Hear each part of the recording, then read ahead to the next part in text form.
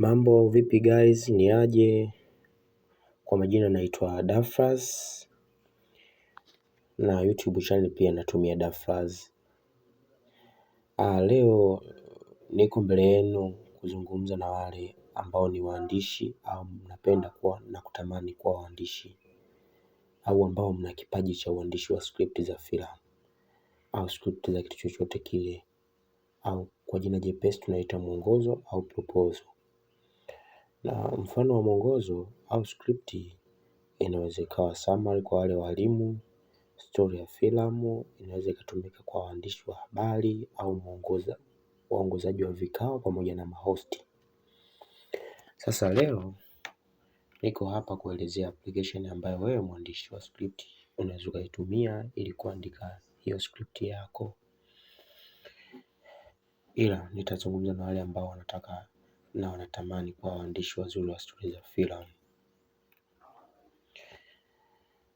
Kuna application hii hapa inaitwa Celtics. Hii application ndio ambayo huwa natumia mimi au watu wengine kuandika script na story za filamu. Ingawa kwenye hii Celtics unaweza ukatumia pia hata kuandika music, mwongozo wa kikao au mdahalo na kadhalika.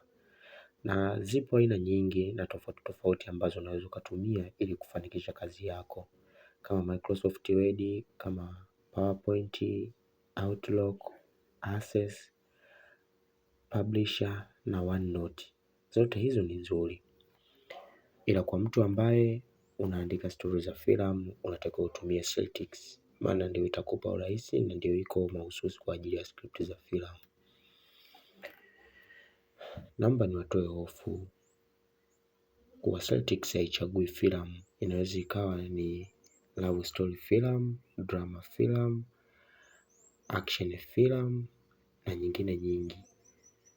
Pia unaweza ukaandika short film au full film.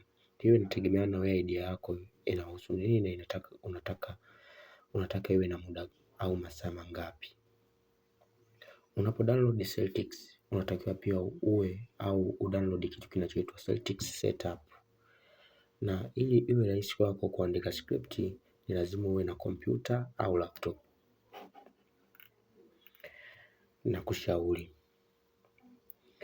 ili uwe wa kwanza kuona mafundisho haya na usipitwe na darasa hili, ukiingia YouTube nenda kwenye sehemu ya kusearch, andika Dafraz